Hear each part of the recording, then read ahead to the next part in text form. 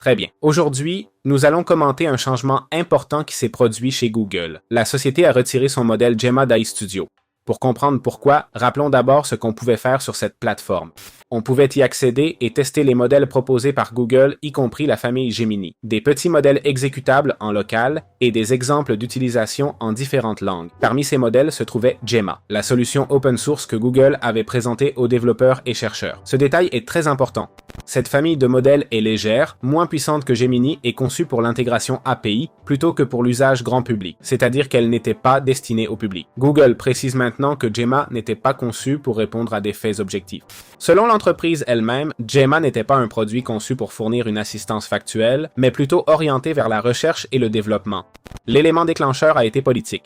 La situation s'est aggravée suite à des plaintes aux États-Unis concernant des réponses inventant des événements et la sénatrice républicaine Marsha Blackburn a envoyé une lettre au PDG de Google exprimant son inquiétude et son indignation. Son accusation est que Gemma génère du contenu faux et nuisible sur elle et d'autres figures du mouvement conservateur.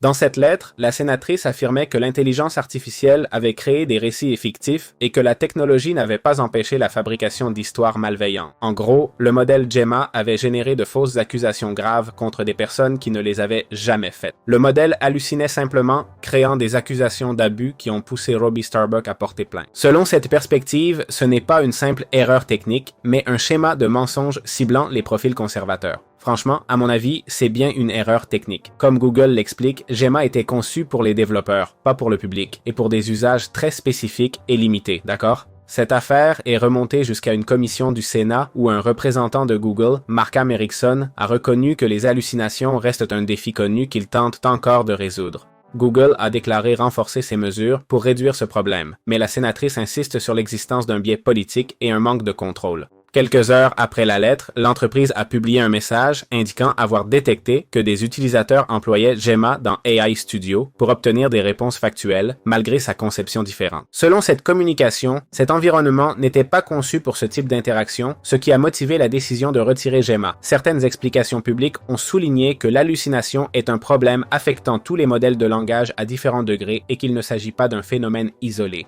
La différence pratique est que les modèles plus grands disposent généralement de plus de contrôle pour éviter que ces cas ne dégénèrent en situation grave. Dans ce contexte, un débat a émergé sur la pertinence d'avoir des petits modèles accessibles pour des questions directes sur des sujets sensibles alors que ce n'était pas leur conception initiale.